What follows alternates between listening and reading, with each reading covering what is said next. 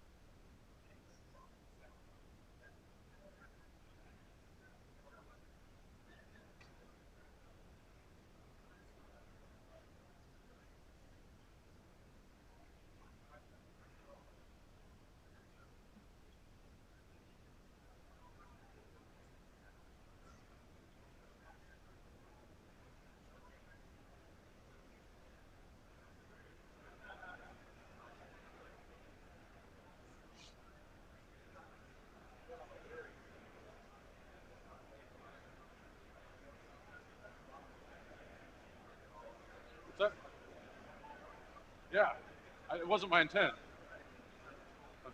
Just random guy standing at podium.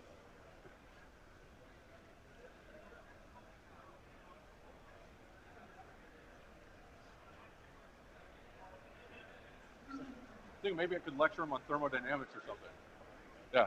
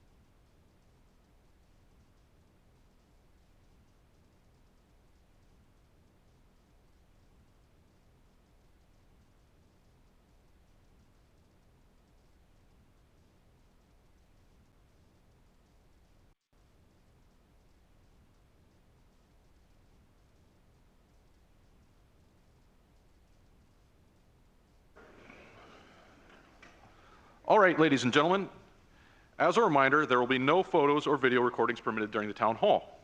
Only official photos will be permitted by the official photographer. We will begin shortly. Try number 2.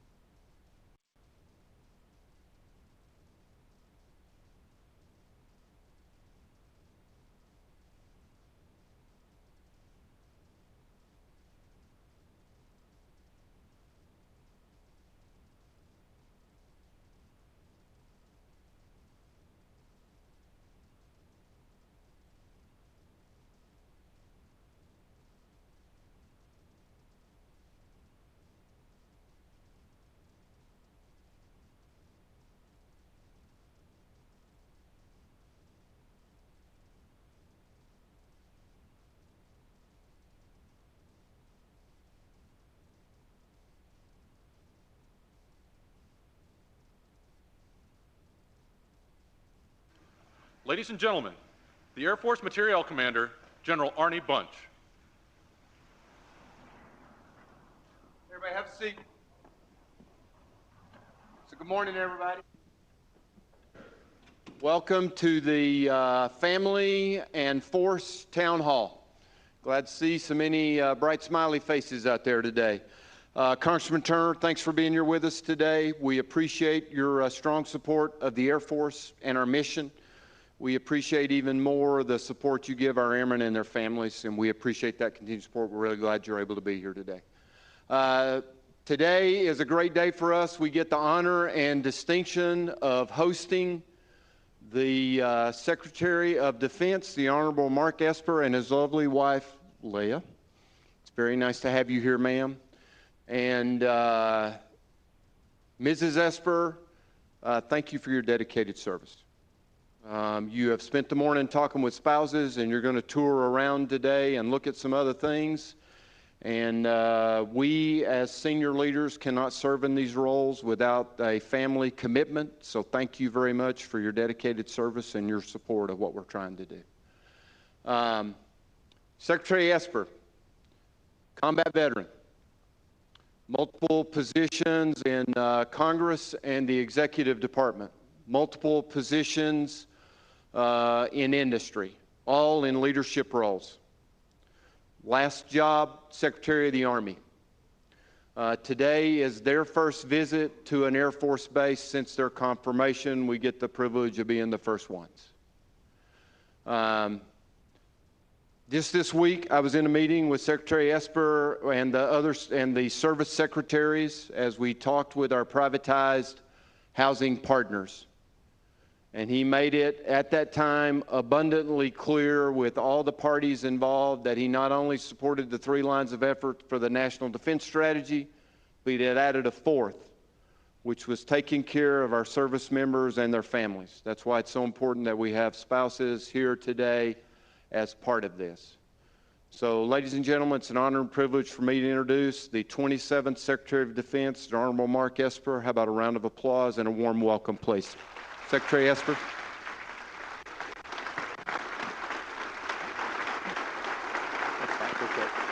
Please. Please, have a seat. General Bunch, thank you for that. Thank you for that kind introduction. I deeply appreciate it. We've had a chance last night to talk on a number of things, and it's a great privilege for me to be here today. So how's Wright Pat doing today? Good? All right. Well, hey, it's great. It's great to be here. It's a real privilege for me to be here as my first stop as Secretary of Defense. So I'm trying to get out and learn more about the services. And so in the past 24 hours or so, I had a chance to walk through the wonderful museum last night, the Wright Pat Air Force Museum. It tells the great story of the United States Air Force from its beginnings in the Army Air Corps at the beginning of World War I, all the way up to today. So we had a wonderful, I think, an hour and a half walking through that. And then this morning, I got a chance to do PT with a couple dozen airmen, and we had a great workout session. Was anybody there? Oh, okay, there you go. Oh, that's right. South Carolina, right? All right, South Carolina. So anyways, I had a great PT session, and then I had a chance to spend time at NASIC just an hour or so ago and had a great introduction to what NASIC does. And then, of course, General Bunch and I talked a good deal about Air Force Materiel Command and all that you do to make sure that you advance the needs of our families, science, yeah, get that phone, run. Science and technology and whatnot. And I was privileged to be joined on my visit this morning by Congressman Turner, where he's right there, and it's just always been a big supporter of this base and as importantly, all that you do on this base. And so I appreciate him joining me, inviting me here to be here today and to learn more about what you do. So as I said, as he mentioned, I am fully committed to national defense strategy. That means that we have to prepare for high-intensity conflict in this new era of strategic competition against states such as China and Russia, and those two in particular. And so my job, I feel right now, the most demanding thing I have to do is make sure we begin implementing the national defense strategy. And of course, as many of you know, we have 3 lines of effort. The first one is build a more lethal and ready force, and clearly what you do in Air Force Materiel Command and also in NASIC and other functions gets straight to the heart of that. Science and technology, all those modernization efforts, programs that we need to make sure that we can deter China and Russia, and if necessary, God forbid, we have to defeat them. That's number one. Number two is continue to strengthen our alliances and build partners. And I got to say, I spent a lot of time traveling abroad, talking on the phone, making sure we do just that. And then third, of course, is reform. And I've been holding 2-hour sessions every week now for 12 weeks nearly, just focusing on that to see how can we free up time, money, and manpower to put back into number one and number two. Because we have a lot of legacy things we've been doing. So they're all very important in one way, shape, or form, but clearly some things are more important than others, and we have to make the tough choices. Congress has given us 2 or 3 years of good budgets, but we cannot expect that to last. And right now we are in a CR, which is not a good thing. It's very damaging to our readiness, to everything we invest in, whether it's training, manning, equipping, you name it. So those are my 3 lines of effort. Those are our 3 lines of effort. I've said another priority for me is taking care of our service members and families. So I'm very pleased to see we have a lot of civilians here in the audience. You're very important, and spouses too. Because I got to tell you, I've brought that passion up to the Secretary of Defense level to make sure we're taking care of our families. You know, to me, the 3 most important priorities I brought from the Secretary of the Army thing is, from my Secretary of the Army job, was housing, child care, and spousal employment. And there are more things along those lines. But it's been great to have my wife, Leah, join me in all this. She was a military spouse. I spent 21 years in the service in active duty Guard and Reserve. But I appreciate the challenges of being a military spouse because Leah was one. You know, we had 2 of our kids born in military hospitals. We did 5 PCS moves in 6 years. We've had our share of household goods lost, stolen, or damaged. So we've been through the whole rigmarole that many of you are still going through. And so she's been a great asset helping me on the road. And I know today she had breakfast with a number of the spouses. She's here now, and then afterward we're going to be visiting either the CDC or the school or something. So this is the only time I get to see her, and we don't even get to talk. But anyways, it's very important. Those are my 4 priorities, if you will, in terms of what I'm bringing to the role. And it's good for me to come out here and talk to you. Everywhere I go, I like to have a town hall, hear what's on your mind. We tend to have good ideas coming from the audience or important questions that are out there that are on your mind that need to be answered. So I appreciate the opportunity to do that today. And if somebody told you to ask a question that you don't want to ask, ignore them. If somebody told you not to ask me a question, ignore them too.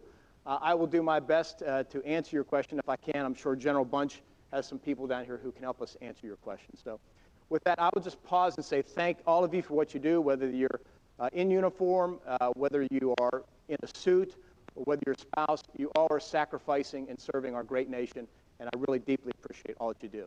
So thank you. And with that, we will open up for questions, and I think we have 2 mics down here, so we'll see who's first. Nope, come on, somebody. There we go. It's a race now to see who makes it down.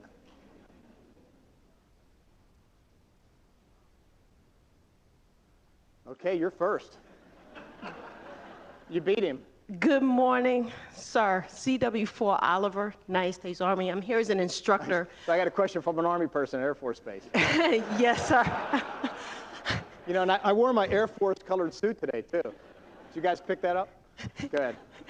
Sir, I have a question. So as an instructor here for Cyber 200 and Cyber 300, the integration of cyberspace professionals is very important.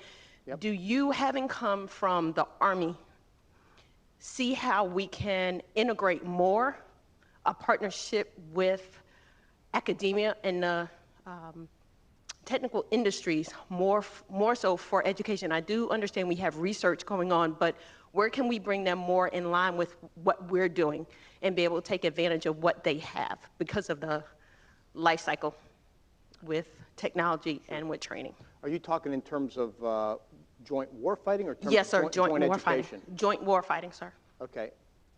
Let me try, let's see if I can answer your question. I think there are some things that make the United States military unique that we need to leverage. One of them is I think we have an extremely competent and capable NCO Corps. That's number one. Another thing that comes to mind immediately is warfighting. When it comes to warfighting, nobody does joint like we do. So the more we can integrate the armed services, and then future will be the Space Force, and then bring to bear cyber and all those other things, I think the more capable we'll be, and the more likely we are to deter, and if necessary, defeat a China or Russia.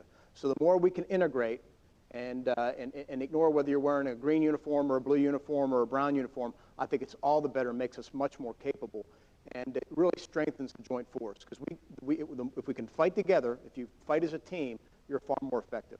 Yes, sir. And I think we need to pursue every way to do that. I think where you were going as well was, how do we then also integrate and involve ourselves more with the private sector, Yes, sir. whether it's academia or corporate America, whatever the case may be. And we have to do that because in many areas, cyber is one, we're never going to be able to keep track with the rate, the acceleration of technology in the private sector. So whether it's computing or telecommunications, things like that, those are things that at this point, I think the civilian world is going to continue to outpace us. There are things that we will always do well because we only do it, whether it's battleships and bombers and things like that. But I think we have to actually enhance our integration and our involvement with them, being very conscious of the security risks, but we have to accelerate that more. Yes, sir. Thank you. Okay, thanks. Yeah, Hi, sir. I'm Captain if Nathan there's Lett. more you can line up, we can. Captain Nathan Lett at the Air Force Research Lab Systems Technology Office. And my question is if there's any looking at restructuring the DoD 5000 for acquisitions to help us meet Dr. Roper's charge to make acquisitions go faster and give CGOs and FGOs a little bit more authority to make that happen quicker, sir. Well, we are writing the DoD 5000, which is the acquisition regulations, if you were. Under Secretary Lord's working on that with the services. And I want to say they're a few months away at this point from finalizing it. We are also kind of working closely on, working to put out a DoD intellectual property policy. I had dinner the other night with the heads of multiple industry associations to talk about these two issues. But I'll tell you what I personally think is the biggest obstacle to acquisition speed and efficiency. Culture. It's culture. For too many years, we've told folks the way to success is to follow this checklist and to write these 20 annexes and do these things. And Secretary of the Army used to tell people, just do the right thing, use common sense, treat that dollar like it's your own dollar, and buy the right thing. Get away from get away from lowest price technically available contracts, go with best value, right? Get away from cost plus contracts, go to fixed price. Do the same things, treat that as if it's your dollar, because we have an obligation to the American taxpayer to treat it as if it's their dollar. And that's been my commitment as Secretary of Defense, is to be a good steward. So I would tell you that's the biggest challenge, which means we have to give the folks in the acquisition community freedom to make mistakes and to make some bad choices without you losing your job or losing a promotion. But without some risk-taking, we're never going to get to where we need to be in a timely manner. My personal view. If you have any thoughts on that, I'd like to hear it, actually. No, sir. I think that pretty much hit the point. Is the culture is a big limitation. On a deployment, it was kind of interesting. I was sitting next to a first lieutenant that was a mortar platoon leader that was going to go out into the battlefield and was in charge of all these NCOs and privates with their lives and all the equipment that he had.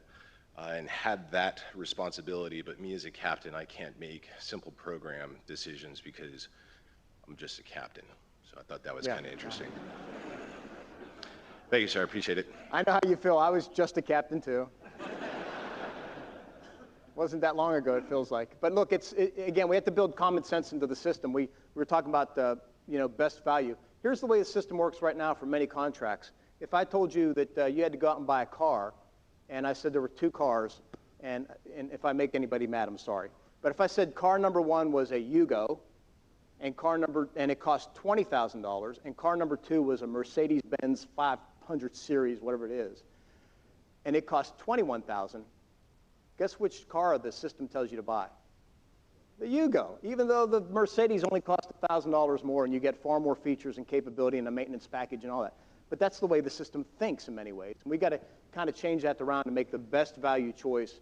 And what's, number one, most important is for our warfighter, but number two, what makes sense from a taxpayer perspective. So thanks. Yeah. Morning, sir. My name is Captain Dakota Sawyer. Another lowly captain. Yes, sir. My question revolves around the tuition assistance program. Yep. Since 2014, the military utilization of the tuition assistance program has been on a steady decline. So my question is, how is the DoD planning to ensure that more members better utilize that great program? Yeah, so I do think we need to make sure that that assistance is available to you.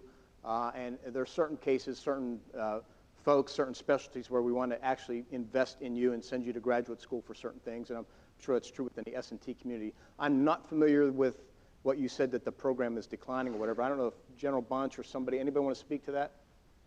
Anybody know?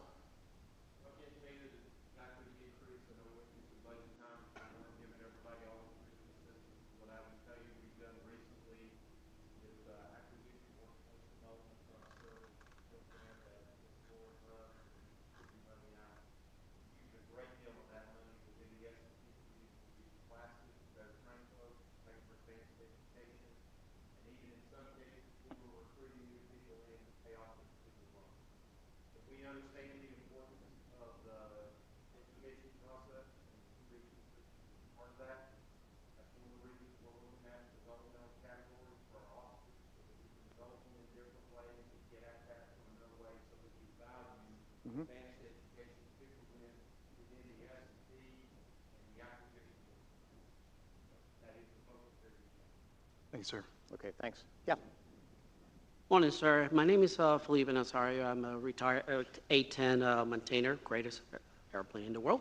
And, but I'm also working as an engineer here on the RIPAD. My question is a follow-up for the Captain Led about rapid deployment and doing more with less. For the last 3 years, I've seen that there's an increase on risk-based design instead of an engineering-based design. And that is a concern that how is the DoD is going to leverage to make sure that still rapid deployment occurs, but not taking into account high risk instead of replacing it with a sound-based engineering design. We owe it to the military, the family, and also the taxpayers to do that. Yeah, that's out of my depth, honestly. I'm not familiar with those two things. I don't know if General Bunch wants to try and answer it. So what we are, so all the authorities, we're looking, first off, Congress has given us a lot of authorities in the acquisition world that we didn't have before. And we need Congress's continued support to keep those so that we can move at the speed of growth. When we do our acquisition programs, though, Dr. Roper and I, in my previous position as your deputy, talked about what we need speed with distance. We need to be able to go fast, and the amount of min-viable product or the amount of risk I'm willing to take in an area is kind of dependent on the utilization of the technology. If I'm talking about an ICBM, that's on one side of the equation. If I'm talking about a personnel system, maybe I'm willing to take a little more risk. That's all part of the equation of what we're trying to push to the acquisition community so that we keep the right focus and give an in-viable product so we are modernizing at the speed of Congress. But we can't lose track of the fact that we are dealing with technologies that are pretty advanced. We're going to be putting them in what I call the hands of America's most valued treasure, our sons and daughters who will send in an army. So that is part of the equation. Thank you. Good? Okay. Good morning, sir. Lieutenant Colonel Rachel Marizita, how are you today? I'm doing well. How about you? General Bunch, please don't fire me. So I have a much lower level question for you. One of the things that came up in our recent Resiliency Day was we asked our leaders to please start saying no.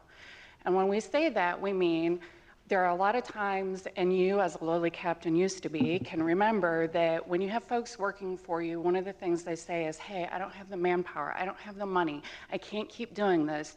Your bosses keep telling you to ask more, do more with less. When you're out in the field, it's really hard to do that. How do you, as our senior leader, feel that you can help us with that? It's a good question. Look, you got to say no in the sense that you got to prioritize. If you came to me and said, you're asking me to do these things, then what you should really ask from me is, what are your priorities? And I would tell you, this is number one, this is number two, this is number three. And at some point, you're going to say, okay, I can do that, but I don't have the people to do this. And by the way, having the people do this means they don't work 24/7. It means, they work an average duty day, if you will, right? Because you have to have some capacity. People have to have downtime and things like that. But I think commanders owe you a clear set of priorities to do that. I mean, I talked earlier about defense-wide reform. We do a number of things, but that doesn't mean they're all equally important. And you get to the point, and in the terms of a budget dollar, you got to get to the point where you say, I'm sorry, I just don't have one more dollar to do that program, to run that activity, whatever the case may be. We just got to stop doing it. That's a hard thing for people to do. But I talk a lot about ruthless prioritization. You just got to make the tough call. And I think, again, I think what's incumbent upon leaders and the lead is to have that conversation. Is you need to understand commander's intent, right? Boss, what's important to you? Boom, boom, boom, boom, boom. I can do this. This is what's in it. You got to have that conversation about this is what it's going to cost in terms of like, time, money, and manpower. And this is the consequences. And the commander has to be able to help you with those choices and help give you clear prioritization so that you're not being put in a situation that's untenable. Yes, sir, I Does agree that with help? you. Yeah, absolutely. I totally agree with you. And I think that we do a really good job of that. However, I think that having come from half as my last job. From where? Half. Headquarters Air Force, sir. Sometimes we lose sight at those higher levels of what our folks are doing in the field. And I'm wondering how you're going to be able to keep your thumb on the pulse of that when you're at such a high level. Yeah, travel. I mean, I get my best information from going on the road and doing things like that. Some of the folks I did PT with, just talking with this morning, or when I was in the Army, I'd go out in the field. You know, I'd ride in Bradley fighting vehicles. I'd get out and I'd fire a gun on the gun line.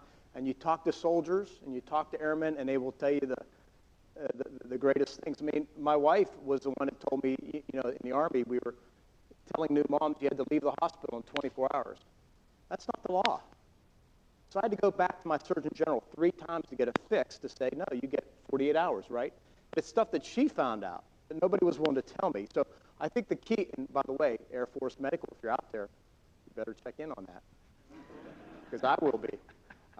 So it's getting out and talking to folks, hearing town halls where I can hear stuff like this, where I know what's happening out there in the force, because a lot of times I get some things that are just, it's just noise.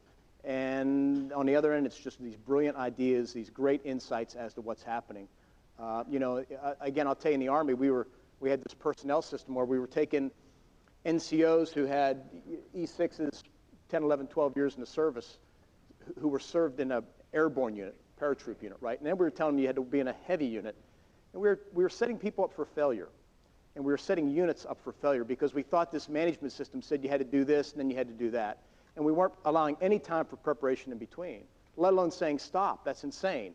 If that E6 likes what he's doing here, he's proficient in doing this here, why are we trying to make him do that? And so there's a talent management point to that scenario as well. But for me, it's getting out and going around all the services. Again, 2 weeks ago, I was at Camp Lejeune with the Marines. I was in Norfolk with the Navy. I walked all over 3 or 4 ships to do that. And General Fenton, wherever he is, there he is. He's way back there. He's my guy that makes sure I get out on the road and see soldiers, sailors, airmen, and Marines on a routine basis. So that's how I go after it. Because I don't believe everything that I'm told Really? from HAF and Army and everybody else. Hey, we're honest.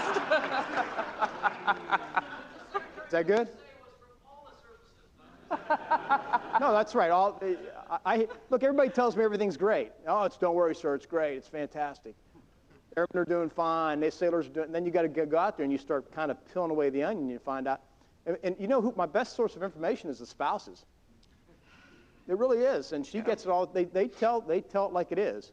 And so my wife's a good conduit for information as well. So that's kind of the trick there. Okay. Thank you, sir. Thank you, Leah. Thanks for your service. Morning, sir. Chris Rosenberry, AFRL Systems Technology Office. Yeah. So as we're seeing this increase in pressure for transitioning at the speed of relevance and things like that, and accepting more risk, inevitably the failure rates are going to start to mount. Sure. So you spoke of changing culture. Do you have ideas on how you might enable the culture to change to accept failure, or how failure might play a role in this culture? You know, it's hard to dictate something like that from where I sit.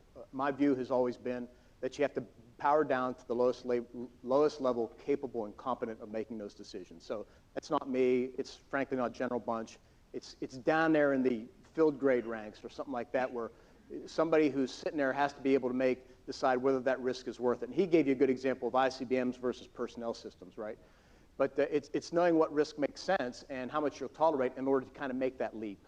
I mean, look at our space program. Everybody knows it well. We had incredible failures, but we ended up putting a man into space, landing him on the moon, returning him safely within actually 9 years, right? So but there was a lot of failure. There was loss of life along the way, and I'm not condoning loss of life. But if you don't take risk, you won't gain at the speed you need to, and that's the culture you got to build. Is assess. You got to manage risk. What everybody wants to do is eliminate risk. You're not going to. If you eliminate risk, you might as well just sit in your home all day and do nothing. You have to manage the risk proportionate to what you're trying to gain, proportionate to the threat, whatever the case may be. And that comes down to empowering acquisition officers, program managers, whatever the case may be, at the lowest level, capable and competent of doing so. That's the best guidance I can give. Look, if people make a mistake, you can't crucify them, right? And that's been my message to Congress. If we fail in a program, don't come beat me up. We're trying. Nobody wants to fail. Everybody wants to succeed, but to succeed, you got to take risks, and you got to accept the fact that you're going to have setbacks, and you're going to have failures along the way. Thank you, sir. Okay, thanks. Okay, my trusted aide tells me I got 5 minutes, and I got 6 people, sorry. Good morning, sir. My name's Kyle Matranga. I'm a contract specialist in Simulators Division. I wanted to know, how do you rally Congress around something you strongly believe in? How do I what? How do you rally Congress around something you strongly believe in? How do I rail at Congress? Rally, yes. Rally then. Rally. Okay. Yes, sir. I was going to say, I don't rail at Congress.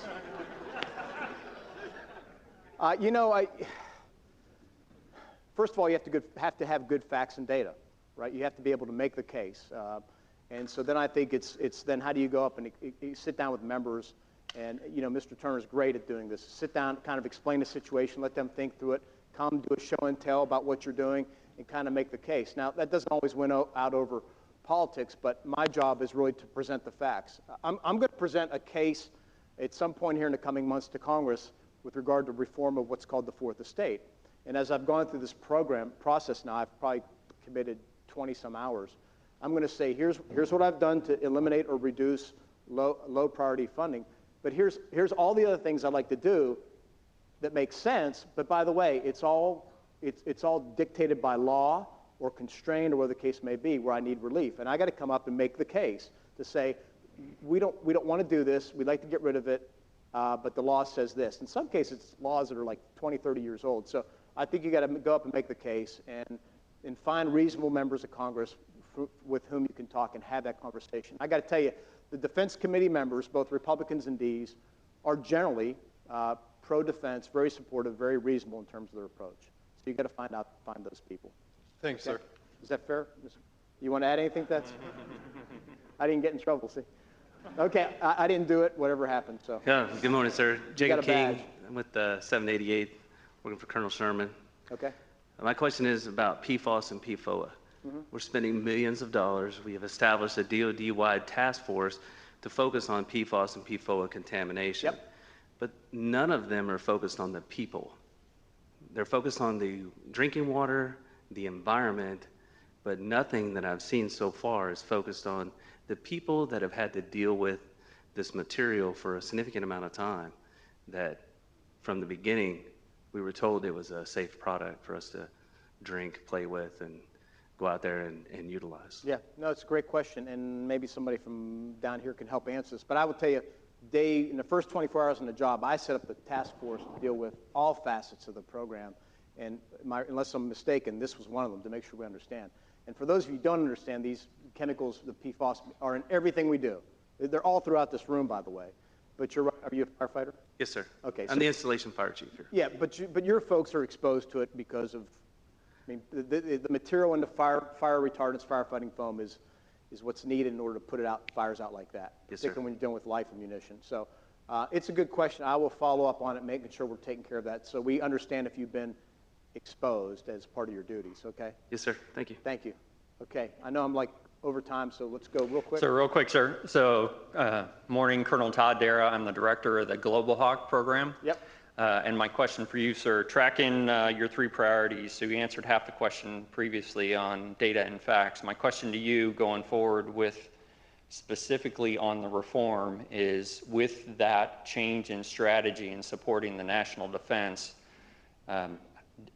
have you had conversations with Congress on that? And what do you believe your strategy is on making that successful? That being the national defense strategy? The change in reform that we're talking about to support the national defense strategy. I think I've built up a track record of reform, I've already, in my nomination hearing, talked about reform being a priority of mine, of continuing the night court, if you will.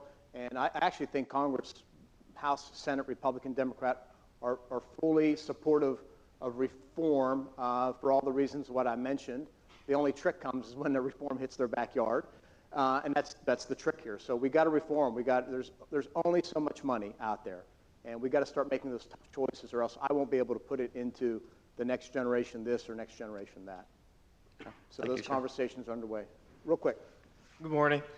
I'm Senior Airman Velez with the 88th Communications. One of the problems I realize is retainability. Yep. A lot of us like to go into the private sector, and I was just wondering what's the plan to, make sure we stay in and benefit the, armed forces. Yeah, retention's a very important thing. So, if you look at it from a business perspective, I want to retain everybody we can because, we put a lot of money in you. And, my view is all of you wearing the uniform or who wore the uniform are the elite 1% out there, because you're the ones who have chosen to raise your right hand and swear an oath to the Constitution to support and defend this country. So I want to keep you as much as I can. My past experience when I was in uniform or when I was with the Army was there are a number of things we could do: retention bonuses, assignments of choice, MOS change, you name it. But I think the personnel people got to put all that on the table and manage our talent better to make sure that you're happy, you're progressing, you're performing. That's important too. And then again, we're taking care of your spouse or your kids if you're married and have all that. So that's my view on retention. I think we have all the tools. We just got to get rid of any type of bureaucracy that's getting in the way of doing that. And by the way, the tuition assistance, that's part of it too. Okay? Thanks. Thank you. Good morning, sir. Lieutenant Colonel Rosang, Air Force Institute of Technology. Okay. As we conduct this town hall here at the Air Force Graduate School, what are your thoughts on using military-grown STEM PhDs or master's degrees, particularly engineering, weather, math, data analytics, to meet and exceed the strategic and tech demands of our NDS? And particularly, how would you best use PhDs in senior leadership roles? Well, I don't trust anybody with a PhD. Look, one of the things that I found from my Army time, this is, by the way, a reform thing, is we were paying a lot of money to hire outside experts to do studies. A lot of people with PhDs from this organization to do studies, to do work, et cetera, et cetera. And I said, why are we doing that? We have all this great talent in-house that we've grown that's going to our war colleges that we've sent to MIT or Rensselaer or Carnegie and stuff like that. I think we should go to our own talent first and leverage our own talent, leverage that before we go out and buy these services. We should buy it if it's unique, whatever the case may be, but there's a good way to save dollars and then plunge it back into investing in people who are wearing the uniform, if you will, to help you get advanced degrees. I think we're, in certain areas we're better off with certainly having our own homegrown PhDs and specialists, particularly when you get into the areas where we want to put more money, whether it's directed energy, hypersonics, AI, microelectronics, quantum physics. There are a number of areas where I'd like our own people and invest in them, and then also cycle them out into industry and cycle them out into some of our academic programs and invest there. I don't know if that answers your question, but. Some of it. Sir, you mentioned analysts. Do you see PhDs in your senior leadership roles? Do I see them in my roles? In senior leadership, military roles? I don't check what their degrees, if you will. I mean, I think advanced degrees are important for our senior leaders for sure, because I want people to think beyond what they've learned in the military. I want them to be exposed to other thinking, but I honestly don't know for sure. Yes, sir. Thank you. Okay, thanks. Last question. Good morning, sir. Staff Sergeant Stephen Clark from the 88th Medical Group. My question is, over the past decade, since we've increased a culture of doing more with less, the big push from the DoD has been able to empower our warfighters to innovate with new ideas and technology. In the Air Force, we have a great program, the IDEA program, and we work with companies like AFWorks to develop these technologies. The biggest bottleneck in this program has been software development, and the majority of the ideas have been software development. Is there any look from the DoD to integrate software development at an operational level to increase the effectiveness of the warfighters and get away from the institutional level where it's creating that bottleneck? Interesting question. I'm not sure I'm going to give you a good answer because my technical knowledge is limited. It looks like General Bunch wants to jump up here. I'll let him jump up. I'll tell you this. Let me say, by the way, I didn't include in the introduction Dr. Esper for those who are questioning the PhD. So for those who may not have known that and read the resume, he said he didn't trust a doctor. That's because he is one. So, so what we are doing within the Air Force, and we have stood up multiple software factories where we are trying to do this. We are actually trying to take people from the field and bring them in. We've done it with Kessel Run. We've done it with Space Camp, that's based out of Space and Missile Systems Center. And we've done it at Bespin, which is down at Montgomery, and we are coding apps as quickly as we can. We're also instilling that within our sustainment center at each of the logistics complexes so that we can bring those things in, do it in a much more timely manner than before, and we're focused on making sure we hire the right people and retain the right people that have that skill set. We're never going to be able to pay you at the level that we would industry may, but if we can give you meaningful work, give you the right rewards and awards within our system, then we believe we can do it. So we are trying to tackle that through that aspect. We are not yet at the point that we are allowing operational units to do coding and put in. There's a risk factor there. We got to work our way through to make sure we get the authority to operate right, but we're making strides to make it faster and able to get those capabilities out there quicker. Thank you, sir. I'll just add a few things. I'm going to Kessel Run in a few weeks to kind of meet with them and chat, and I will tell you this much too, is we need in all these endeavors, in many cases, to get into the cloud, because if we can get into the cloud, it will enable AI, and AI is a critical technology. I've said multiple times, I think whoever gets to the cloud, gets to AI first and masters it, will have overmatch in warfighting for many years, and that's why I want to make sure we're putting dollars into that. We have the Joint Artificial Intelligence Center to do just that, but we've got to get there first. And I think you spoke to the specifics in terms of how we're doing it at multiple levels, but we got to drive a lot of that down. We got to get into machine learning, all those things that will allow us to think and act and respond much more quickly than what we are right now, okay? Hey, thank you all very much. I wish I could stay and talk more, but it's very helpful to me, and I appreciate your time, but most importantly, I do appreciate your service. Whether you're wearing, again, green or blue, or you're wearing a suit and tie or a dress, whatever the case, I appreciate your commitment, your sacrifice, and all that you do to help our great country. You have my enduring respect and admiration, so thank you very much, and thanks for hosting me here at Wright Pat. Have a good day.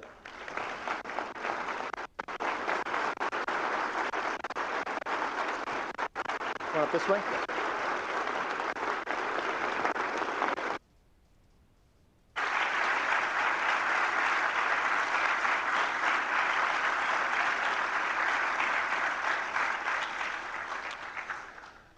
Ladies and gentlemen, please stand or remain standing for the departure of the Secretary of Defense and his official party. Ushers will release you by rows.